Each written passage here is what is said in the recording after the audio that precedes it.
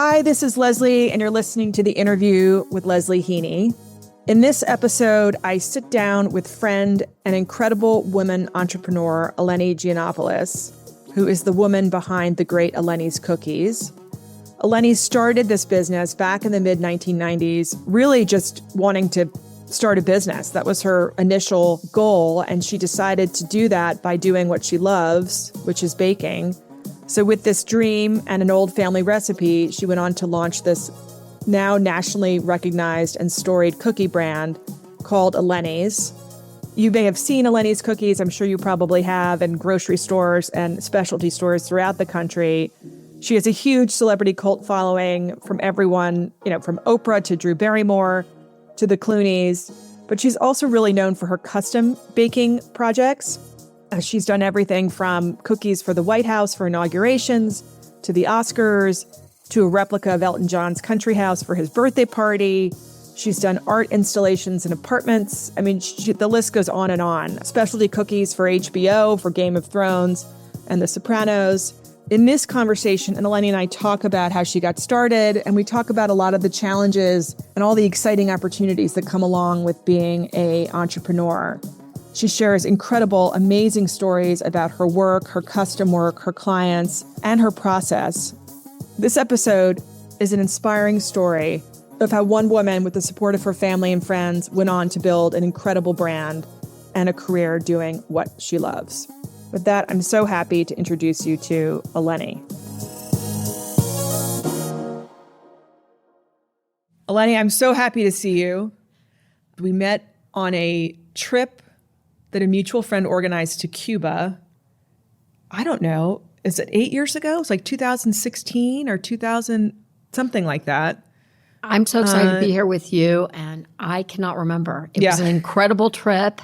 Maybe that's a sign of a good trip. I mean, a lot of mojitos, a lot of old cars, and I had a lot of fun with Eleni and Randall. And on that trip, I got to hear a little bit about your incredible company and brand that you built, but I always wanted to talk to you more about it. So as I'm thinking about the pod, I'm like, I'm going to see if Eleni can come talk to us about your incredible story as a woman entrepreneur who created this incredible brand. So tell me, let's take it back, right? I'm always so interested to hear about how businesses get started. How did you take this leap? What was your first idea? Tell us about the origin story of Eleni's. Well, you're so sweet, and thank you for having me today. I think it started because I got married. My husband told me to get a job. Isn't it usually the opposite? I mean, I'm kidding. Exactly. I was working at Life magazine, and I wanted the liberty of having my own company and my own hours and making my own journey. And I really enjoyed cooking and baking, and friends encouraged me to cater, and I dabbled in it and I did not enjoy it. I wanted to be on a very narrow, focused company that I would enjoy and felt was kind of artistic and interesting, but one direction. So I started the cookie company and got so fortunate to, my husband found the Chelsea market back in the day. We were one of the first tenants, and it was an incredible opportunity. All women, owners, bakers, entrepreneurs, primarily all women. And that really kickstarted the business, coupled with the fact that Martha Stewart, a friend of mine, Darcy Miller, was doing a story on Hanukkah and said, well, wait a second, why don't we also do a story on Greek Easter? Yeah. And that really put my business on the map. And they were really supportive, the whole editorial crew at Martha Stewart. And from the Chelsea market, it grew, and we got a lot of press being a New York City company, and had these oatmeal cookies that is still one of our signature items today, but also created these very decorative shaped cookies in all different colors and forms and occasions and seasons. And next thing you know, we're doing cookies for celebrities and the president and Lady Gaga, and it's so fun, and it's so ever-changing. And I'd say that's one thing that I didn't expect when I started my company, is to enjoy both the satisfaction of making a really great chocolate chip and then making a different shape and color and working with different corporate clients. Well, I saw when Eleni she was out in the, I don't know if we call it the green room, but the waiting room here at the podcast studio. And she has a bag and there were some boxes in it. So I hope maybe your famous chocolate chip or oatmeal are in that box that I can take home later or at least have one before we depart. But so you have this idea, you want to be in the baking space, but how did you narrow it down to the cookie? Like, did you decide I want to have this one particular focus? I think I could really make a sort of inroads in that particular space. Like, what was there something happening in that time in the zeitgeist around like baked goods? Or are you just that I really enjoy this and I'm very good at this and I'm going to pursue that as opposed to doing a broader category? Or I think I first looked at baklava because my mother had done Greek pastries and dabbled on TV in the Oakland, California area and was known in the church environment in the Oakland community and was back in the day, a well-known Greek pastry, Greek chef. Okay. Let's state that loosely. But so she encouraged a field within cooking and culinary, and I was really interested in baklava and still feel like today I can make a mean baklava. I've actually taught my she's now 16-year-old daughter how to make a great baklava. However, my parents advised no one buys baklava on a regular basis, which is not necessarily true, but you might want to look at my mother's famous oatmeal cookies. So when I started the company, I tested baklava on oatmeal, and yes, unfortunately, or fortunately, they were correct, and the oatmeal stuck and the baklava did not. And from the oatmeal cookie, at first I literally started the cookie company with one cookie. I mean, I didn't have this vision of, what will it be like 20 years later? It was a little bit more, I'm starting a company on a whim, but I'm excited about what has followed. So the oatmeal cookie turned into oatmeal and chocolate chip and a cookie called the everything cookie and snickerdoodles and, all of it. All the things. And then in 2008, we opened a store on Madison Avenue surrounded by the private schools, which are nut-free. So I decided to make the company nut-free. So all the cookies and at the time, we also made cupcakes, and cakes are nut-free. And I really realized I enjoy the design, the marketing, the sales, and I'll work with just cookies and eliminated the cupcakes and all the rest. Okay. And it's been a terrific decision so that you can focus on what you enjoy most. We created a line called Color Me for my daughter when she was young because the frosting was getting all over the house when I would bring the activities home. One time the dog was running around with blue frosting on. The fur was not a good scene. So we created Color Me, which is white, plain shaped cookies that you can use edible markers with. And that's a category that will be expanding this year, but I've had a lot of fun with it. So I think the idea of just doing cookies and there's really like an endless opportunity within this very broad category. But I just love the idea that your mom is this like Greek baker extraordinaire, like super well known in California. She's got these, because it has to start. I mean, you can have great packaging and you can have great marketing and great, PR and all those things. But if the cookie isn't delicious, like it sort of stops right there, right? So you've got the oatmeal cookie. Randall, you come home, you're like, okay, I'm not doing baklava, I'm doing oatmeal cookie. And you knew Eleni's was going to be the name? Was there other things in play, or was that just? I think I just went for like, we're going there. Simple. And then what's the next step? Because you have to then, right, like commercial kitchen, like what are all these like steps? I mean, the next step is young entrepreneur. Right. You start, like, where do you start?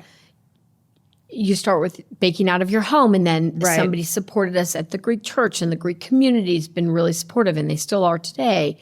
And then Randall read in the New York Times about the Chelsea market. We can have a commercial kitchen. So remind me back then, because Martha Stewart had her headquarters there, right? Didn't she at one time? She was in the Starlight Lehigh building right near there. Right near there. Okay, I thought maybe it was in it. Okay, it's not, but it was close to it, right? It was close. In my mind. Exactly. And then for listeners that don't know, there's like a bunch of different food stores right in the Chelsea market back then. The Chelsea market is the home to Oreo. That's where the Oreo cookie, which makes it really fun. That's where the Oreo Nabisco factory was. Yeah. And it was a natural for Irwin Cohn to develop it because all of the bays backed up at 4 feet, allowing this 2-block area of 15th and 16th Street to get trucks in. And yet he created a center mall where people could come in and essentially look for cash and carry and see actual wholesale production happening. Like you feel like you went to the source. Right. To see the cookies being made, to buy them right out of the oven. Same with Amy's Bread, and Mary Cleaver had Cleaver Catering, and Chelsea Market Baskets and the seafood company. Now, what year is this, Eleni? So this was like in 97 when we started. I was going to say, was this like 2000? Okay, yeah. It was 97. So we're going on, help me with my math. A long time. Not 28 Plus years ago, yes. Something like that? A while ago, but that was when it was starting, right? Exactly. And then you move in there. And also how exciting to be with all that, just that creative... having all these people there. A great group of women and business owners that we've all stayed in touch with today. The neighborhood grew from being kind of a, let's say, random New York City area to a very hot neighborhood where you could barely get a truck in. Yeah. Both myself and Amy's Bread moved to Long Island City, our manufacturing, which was really fun with 20,000 square feet. Big new adventure for me as a business owner. And we did all the manufacturing there until 2017 when we decided to contract manufacture everything, which is a big change, a big business hurdle. But I'm very happy with that decision today. So I'm growing the company and we're selling to grocery stores. We're selling to about 1,000 grocery stores a day and 100 airports. So I have partnered with people who that's all they do is produce our beautiful cookies. And we manage the business side of it and the selling and the creative and the packaging and social media. So it's a lot of fun. When you were at Chelsea Market, then you moved to Long Island City, you were doing all your own production, right? So you're there and it's like, I have in my mind, I think of like Laverne and Shirley in the bottle factory. I'm trying to think of a visual for people, but it's like you're in the factory. You're people making the cookies, you're packaging the cookies. It's all happening there. It's great. And they're being it's fun. shipped out. It's chaos. It's long hours. It's crazy hours. It's I Love Lucy meets Laverne and Shirley meets. We made gingerbread houses and you name the crazy shape. One time we made a bride's wedding cookie out of chocolate chip, almost like a blondie. Yeah. Like a 5-foot tall wedding cake for the Plaza Hotel out of a chocolate chip cookie batter. It was incredible. So the crazy projects, the extraordinary, it was brilliant for this plant because we could both produce a lot of volume. We made ice cream sandwiches or gelato with Ciao Bella. We did a lot of really crazy fun things that I think fueled me to be able to grow the company and then have the knowledge to work with contract manufacturers. Right. Tell me, like back in those early days, you've got your name, you've got your great recipe, you found your space, you're doing all this stuff. Are you going knocking on doors at Whole Foods? I don't even know if Whole Foods was around by then, maybe Gristedes. I can't remember. How are you, getting the word out, getting your product out? What does that process look like? Well, I think the first thing that you said is the most important is the taste, the flavor, the texture. Yeah. My family was very discerning and did provide a lot of inspiration in some of the recipes. You got some Greek feedback, and I'm sure from your mother, yes. the Greek feedback. Whether you want the feedback or not, I got some great critical feedback from my family. I also inherited terrific recipes from friends and family and relatives that have all influenced the recipes we are using and the formulas. Today, all the products that we're making are all natural, crisp, the finest quality ingredients. I think if you don't have that core, to your point, if you don't have the best product, it doesn't matter the packaging. And then, yes, I would sell the cookies to grocery stores like Grace's Marketplace was one of our first clients. Right. Okay. We've done a ton of business with Dean and DeLuca over the years. I would say they were instrumental in putting us on the map nationally. A lot of business with Whole Foods New York City, which we're continuing to do today. And they're very supportive. So a lot of New York City accounts. And then I'm from California, grew up in California. We did develop a bunch of California accounts. And also corporate accounts. Right. Oh, right. Doing stuff. But you would go introduce yourself. You've got your wares. Like, I don't even know how that process works. Like, you go up to Grace's, you knock on the door, or you make a phone call and you say, "Hi, I'm making these cookies. Can I speak to the manager?" Is that how it works? I mean, it's all across the board. Some stores will have a formal review process, and you will submit your cookies and recipes and price sell sheets, and other stores you walk in and you just might be at the right place at the right time, and they will say, oh my gosh, we've been looking for a product just like this. Over the last several months, I was actually in a place with my children, and I was visiting a cafe for one of their sporting events and saw this amazing opportunity. And I just introduced myself. Maybe like yourself, I do have, I try to keep the cookies with me. My husband said, hello, they're your calling card. Anyways, so sometimes I'm going to get you a roller bag, Eleni, that says Eleni's on it. You can just that way, wherever you're going, you just bring your wares just in case. You want. My luggage is full of cookies at the airport, not. I think sometimes you're intentionally soliciting specific accounts, and other times in a spontaneous, serendipitous manner, you will fall upon something. It's amazing. So you don't know what'll stick. I first became acquainted with your amazing cookies through all the custom cookies that you were doing, like for events, for charity, and you would do stuff for the White House. I mean, you were everywhere. Yes. And you still are, but your custom cookies were, I don't know if you're doing as much of that now, but that was in the early aughts. I feel like was that sort of your primary business back then, would you say? Or like, have you stuck with doing that? And I don't get out much anymore, Eleni. So that's why I'm asking, are you still sort of doing all those kinds of things and things for the White House? Because that was cutting it. People weren't doing custom things like that, or at least the first time I ever saw it was with your cookies and your product. Well, thank you. I employed a lot of artists. We created 5-foot-tall gingerbread house for Elton John, and cookies for the president, and we did cookies for the red carpet. So you name it. We combined both artistry and the use of edible photo printing, both to print an image and also to use as an artist tool to help. Like if you were making a high fashion shoe cookie, then we could put the Manolo Blahnik label inside the shoe to look really like a Manolo Blahnik shoe. It was incredible.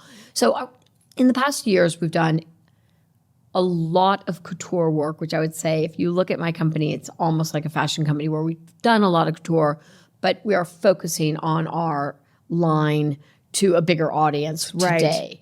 The couture it continues to be, and we are still doing it. We are making more what one might call a logo cookie or a photo cookie, and actually kind of having a blast with it. So you can have cookies for your birthday party or somebody's office party, their logo, their product launch, and we're having a lot of fun with it. Yes, we still do the highly decorative ones, but I think the emphasis on 2025 will be the coloring cookies going to retail, going to a wider national audience, and certainly our grocery line. We have 7 flavors and 4 specialty flavors, and getting those out to a bigger audience will be the focus. While we're still doing projects for specific clients on the couture level, it's a little less. I want to take you back, because I remember you told me this story, and I think it's, for people who are listening who've always thought about starting a business or kind of what prompts you. You were very close friends with the late Kate Spade. Mm-hmm. And I remember you telling me this story that you guys wrote something down on a napkin. Or tell me about that. And then you Katie framed was it. Our best friend and the most amazing, talented woman. And we would go out to dinner 6 nights a week with my husband and Katie and Andy. And we would both were working in editorial. I was at Life Magazine. She was at Mademoiselle. And we would sit around thinking, I want to have my own company. I know I'm going to have my own company someday. I don't want to do this. I have the spirit or drive or interest in doing something different. Okay, do you want to start something together? And we toyed with all these wacky ideas. And it was a lot of fun to sit around thinking of different ideas that we might enjoy doing together. And then I think Katie was really instrumental because she knew I liked to cook. And she said, why don't you cater for some of the editorial at Condé Nast? Oh. And that kind of started my cookie company. So I realized I didn't like catering from this experience, which I am grateful to Katie for. So that's how I started the cookie company. And then she was naturally in fashion and enjoying it. And she had an idea. She was inspired by the Hervé Chapelet bags back in the day and felt like, understandably, I can do it better, which she could and did.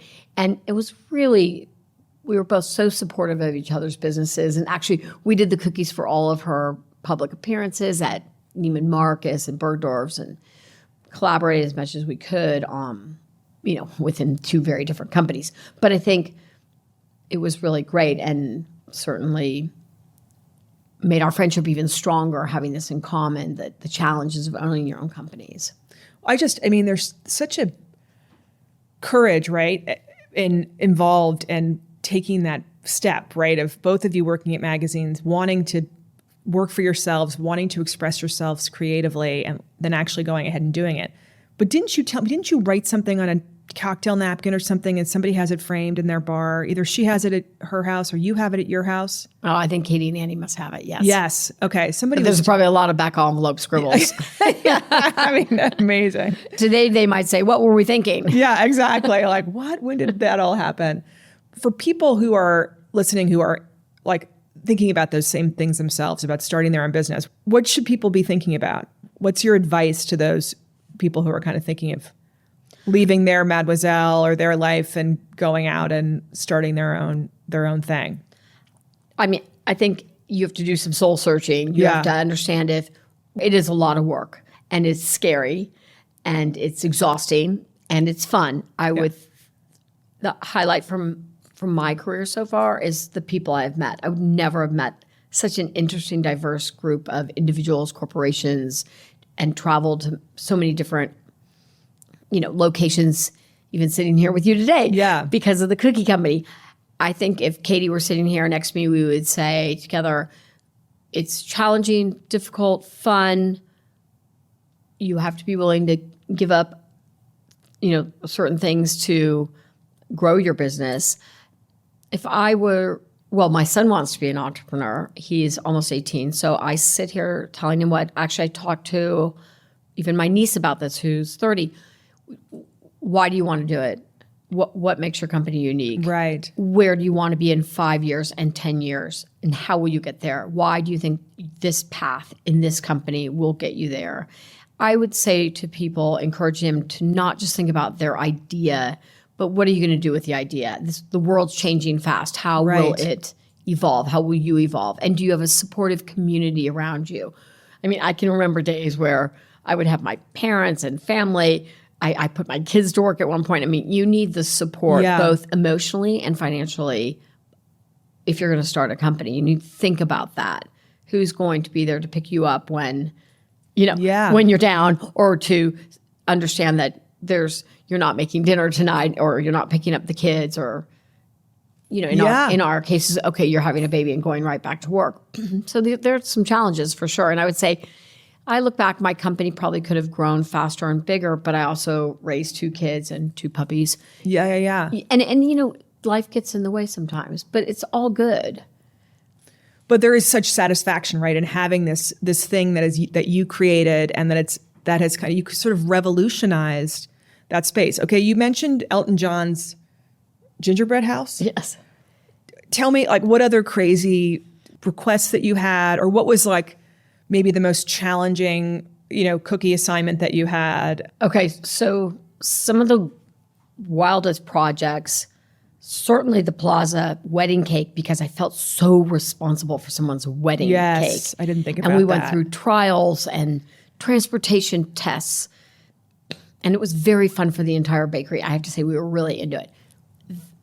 In the Chelsea Market Bakery, I made a 6-foot walk-in gingerbread house for the artist Nayland Blake. It was Nayland Blake art. He created the concept and the steel frame for Matthew Mark's gallery. It was an incredible project. It's probably the wildest one we did.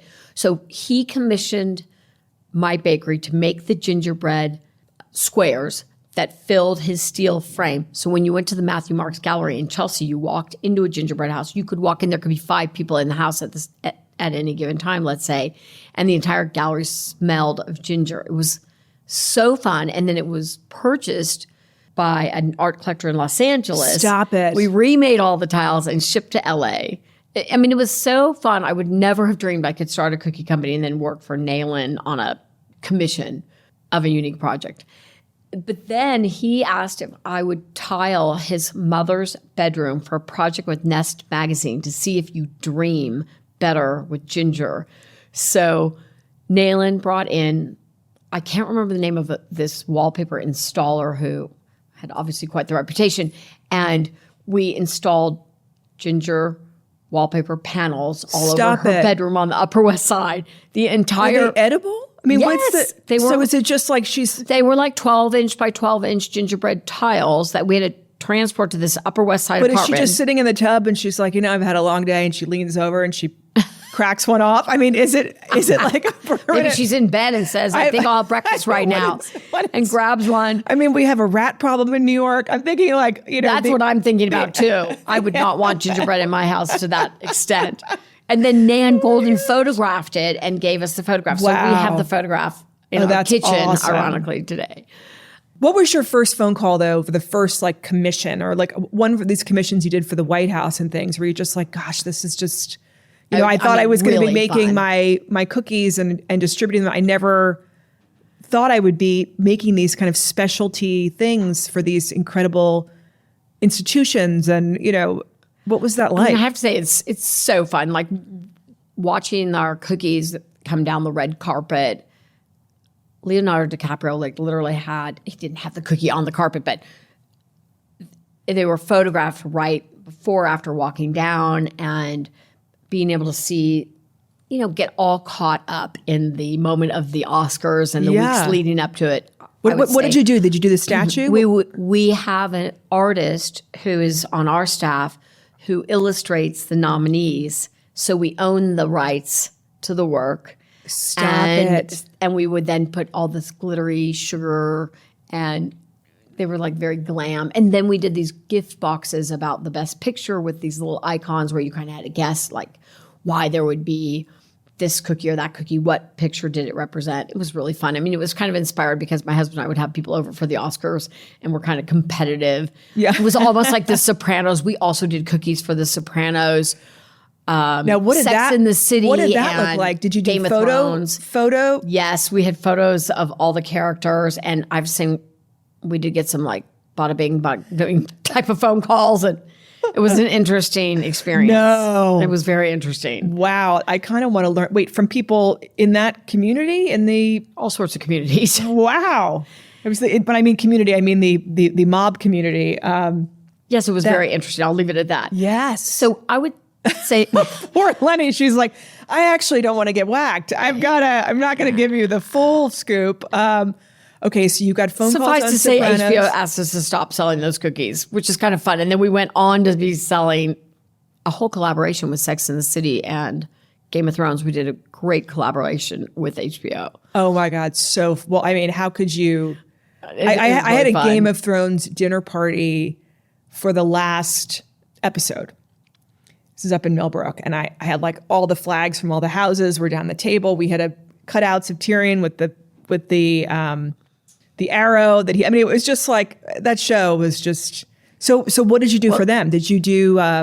Highly stenciled. It's a different process. So it looks exactly like the images. There were like 4 or 5 different images. Unlike Sex and the City, where we made custom cutout taxi cookies with high heels coming off from like billboards. And then t-shirts that said, I am Carrie, I am Samantha, whole fashion line.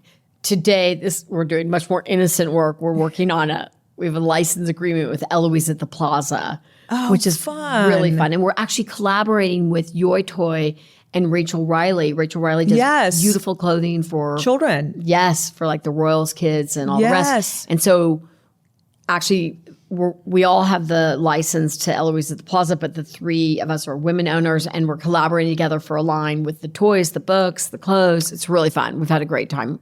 We just started working together 4 or 5 months ago, so you'll see a lot more of Eloise.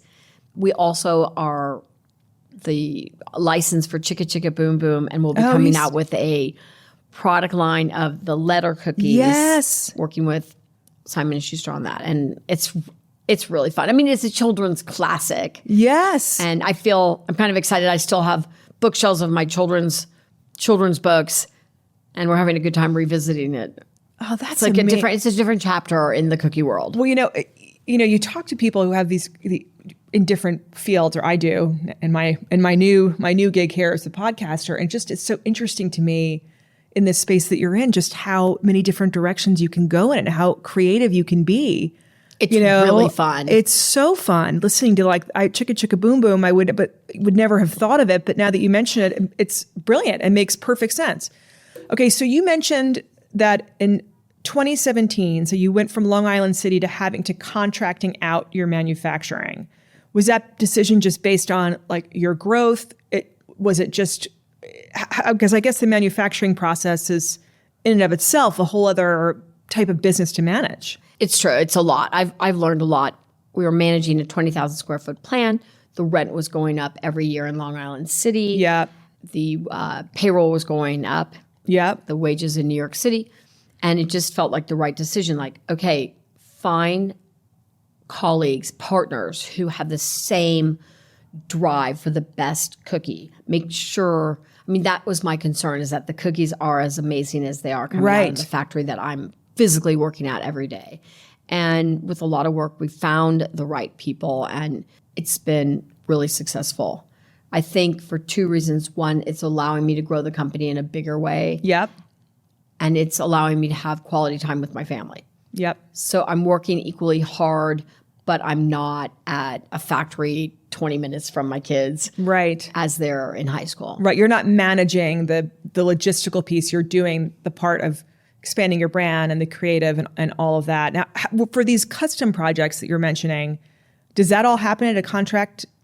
Everything is contracted. Amazing. And it's amazing within the United States. We produce in the United States in 4 different factories, and you can find the same artists who really specialize in chocolate chip, and one of our best-selling cookies is pink sugar.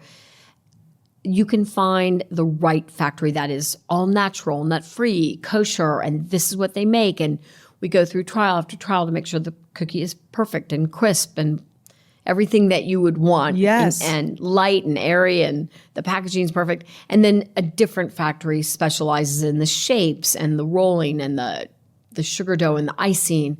So it's really just becoming more focused, which is really perfect. If I wasn't manufacturing all of it on my own initially, I don't think it would be where it is today, because I think you would be challenged to find contract manufacturing when you're doing smaller volume. That would be, if we were speaking to an audience that was looking to go into manufacturing, the challenge is always going to be volume. So because you're their customer, right? So they want to know how many boxes are you producing, because it's not worth it to them, or it would be too costly for you unless you were manufacturing at a certain level. Exactly. I had said to a friend who got into the food industry after me, and she has a very successful business today, and she reminded me that I said to her, if I had to do over again, I would contract manufacture from the beginning. I agree. It's probably smarter, but you face different challenges. Right. Because right out of the starting point, you're going to have somebody hounding you for volume and projections, where it's your own. You're certainly responsible for payroll and rent and all the rest. Yeah. It's, each path is a different challenge.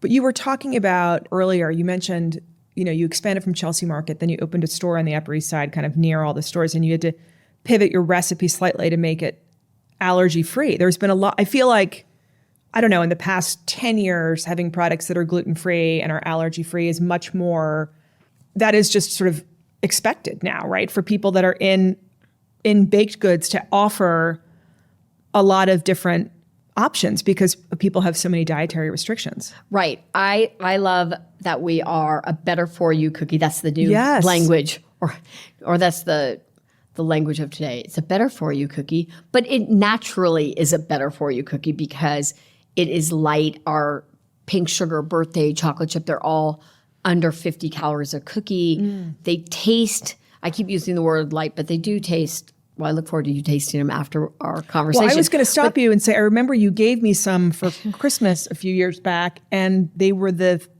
in my mind, they were diet cookies because of the calories were, I'm like, this is the greatest thing I've ever seen, because I can have 4 of these right at the price of one of another, but it tastes like there's no sacrifice in taste. It's delicious. No. We designed them to be yum. This is an old-fashioned, great tasting cookie. The idea, my elevator pitch is the cookies taste great.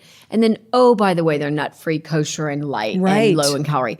That's not the point. The point is that you could put them out with your teenagers, my teenagers, your husband, a tea party, a dinner party. And even when we designed the sugar cookies that were shaped and highly decorative, the whole idea was that you would have a tray full of oatmeal, pink sugar, chocolate chip, and then the little decorative cookies would just augment. They would add the, quote, conversation to the tray, the conversation to the cookies. But the classic line, the core line, would be a delicious cookie that you would go to over and over again. So that was the idea. Yes, we are all natural, nut-free. We do not have the goal to be gluten-free. I don't think you can be everything for everyone. Right. And we're already checking off a lot of boxes. Yeah. Oh, of course. So we will come back out. The original cookie was vegan. And if you said to people, oh my gosh, you must try this vegan cookie. Back when I started the company, it is vegan. No one would try it. If you would say, okay, try this. It's really fattening. It's pretty heavy, but just take a bite. And they would sit back and enjoy it and love it. Now, today, you'll see us doing actually demonstrations all over New York City at Whole Foods. Every day we have an employee out there talking to people, letting them try the cookies. And like the buzzword in the food industry is trial. They have to try it. You need to get them to try it, trial. Anyways, but once people try the cookies, then they tend to really enjoy them. They're delicious. And I have to tell you, as I mentioned, with those cookies that are thin cookies, yes, the thin cookies, I couldn't get over how good they were. And you gave me a bunch of different flavors. And then I went to go have another one. And the entire supply was decimated by my 3 children. So all of them, all the different flavors. Okay, good.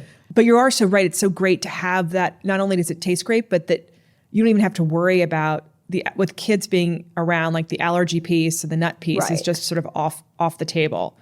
So you mentioned Whole Foods and the trials. Can you talk about what that process is like when you are meeting with a supermarket and they said, great, we'd like to have your cookie.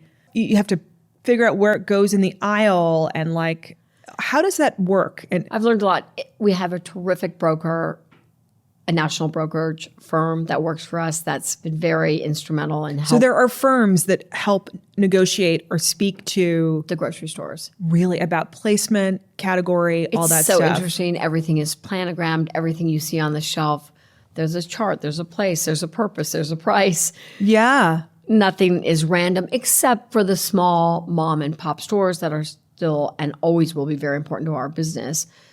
Many of the large chains, like we sell to Sprouts Farmers Market, all 425 stores and many other chains, that is done by presenting the line and meeting with the appointed manager of that category and then waiting for a reset when they take somebody's cookies off the shelf and put your cookies on the shelf.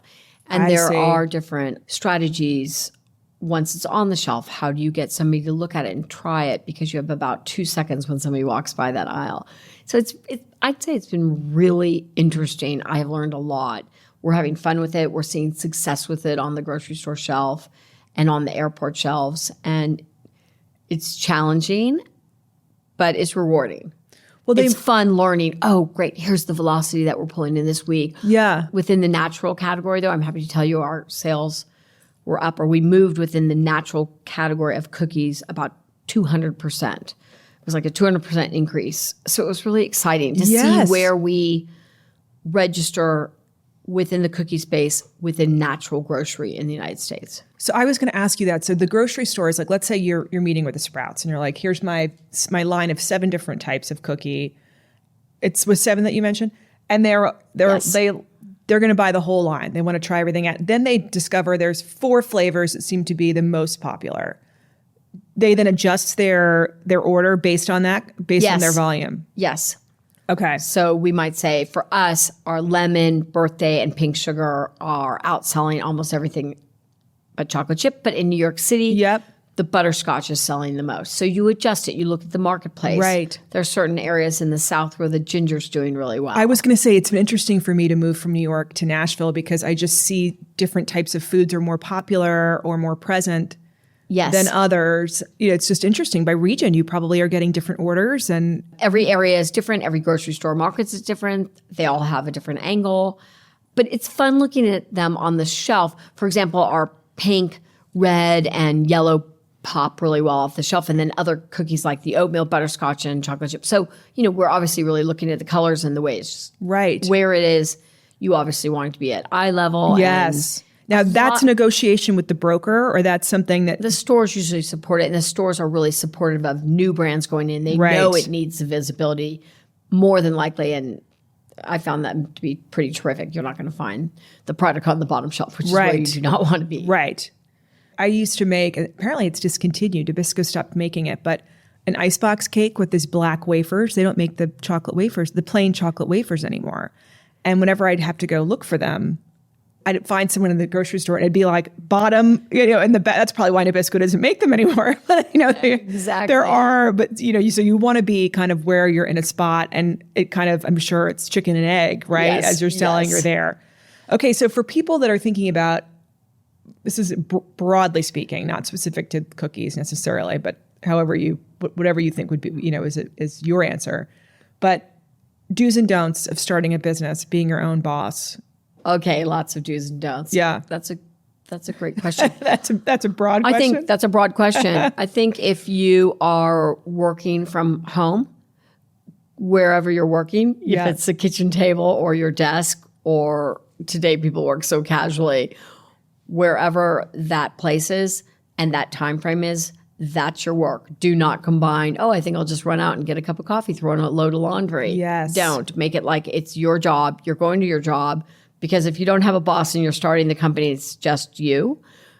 Be disciplined as if you're in an office environment and there's 20 people standing there at the boardroom with you, so that you're giving yourself the respect you would give other employees. I think depending on the business that you're going into, the other thing I would recommend is to bring on a partner. I did not bring on a partner, but in hindsight, I kind of wish I had. And I'm actually looking to strategically grow the company. And we're today talking about bringing in some partners. I think for multiple reasons, but one, it's more fun. Yes. It's more fun. And I watched two minds are better than one, right? Two minds are better than one. You're bouncing something off of someone, you're collaborating. I watched my father have an incredible partnership with his partner. He was in commercial real estate for 30 years. They had a great relationship, never an argument, bouncing ideas off, yin yang, sales, finance. But he was so, Eleni, be careful, it's like a marriage. But his was so great in both his marriage and his business. So I would say, looking back on it, I would encourage somebody to get a partner. I would also think through, the finance. If you're a lot of entrepreneurs, I think it's a really known fact, like they've got an idea, they've got this creative thing, but it doesn't mean that you're running the company and looking at the numbers and make sure somebody's doing that and you're forecasting what your real needs would be. And then other things that women tend to be afraid to talk to people and get out there and seek advice in the industry or outside the industry. And I think that being smart and looking for specific people who can help you is recommended. I think the thing people don't realize is that 9 times out of 10, people are so happy to talk to you. They're flattered to be asked. It's, what is the point of learning something? And if you're not willing to share it with someone who's particularly a younger person or someone starting out. I agree. So, and it's amazing when you start asking people, who do you know in this industry? And then you get connected. Yeah. And you learn from the experience, even if the first conversation doesn't land where it needs to be, you learn from it. Yeah. There's a takeaway from it. You mentioned being in, you're now in Whole Foods, you're in Sprouts, you're in all these specialty grocery stores. What's next? What's next for Eleni's? I think we're looking at the possibility, we did a run with QVC in December, which was really fun. And so we would like to continue that relationship. We're selling to Home Goods and having a lot of fun and designing a line for them in 25 and trying to work with their buyer, who's amazing. I encourage you to go to Home Goods now. She has the whole line there. Amazing. And she'll be working with us to try to develop products for them. We're growing our airport business, which is fantastic. We're partnering with Cookies for Kids Cancer and supporting that organization, which is feels good. Yeah. How does that work? Is this an organization that donates the proceeds to different cancer organizations? No, it's specifically pediatric cancer. Okay. To different pediatric cancer hospitals or? Pediatric cancer research. Okay, specific amazing. to the research. A young man who has since passed, sadly, his child was in my store all the time. I became really good friends with his mom. And she started this organization, which is incredible, baking 96 dozen cookies, which feels like millions and millions of cookies when she started. But anyways, the whole drive is to pediatric cancer gets about $1 for every a penny for every dollar. Yeah. And just bringing in awareness, research that it needs. And it's a natural for us in cookies to support this incredible organization. We also work with breastcancer.org. We had employees with a scare. I have had, and today mostly women employees, so it feels really on brand to support anything with breast cancer. And BC.org is an organization where you can find information in the middle of the night. It's all about information, which is comforting to somebody who has just been diagnosed. Yes. So both organizations are near and dear to our heart and something that we are looking forward to trying to further support. I think you'll see us having fun with the license agreements of Eloise and Chicka Chicka Boom Boom and growing some specialty flavors. Yeah, I was going to say, what's next on the flavor front? By the way, we tested chocolate peppermint and it really did well. And then my employee Reagan loves, and I agree, the cranberry orange, which tastes amazing with champagne. Yes. So you'll see us expanding on the test runs of this. I was going to just offer my services to you if you need like testers. I can bring children. I mean, I've got a.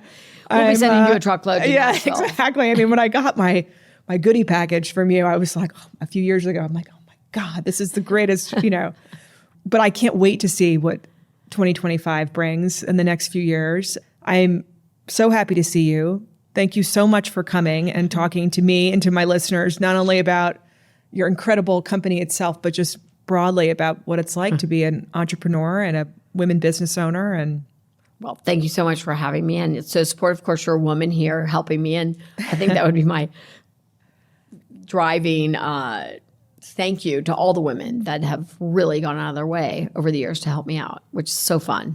It's great. Well, I'm so happy to see you, Eleni. It's great to see you. And I can't wait to see what you've got in your shopping bag. More cookies to follow. Exactly.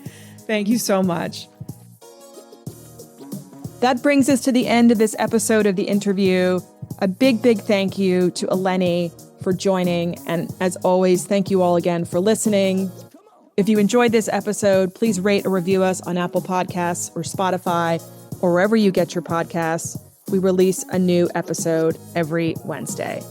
So until next Wednesday, this is Leslie, and thank you for joining The Interview.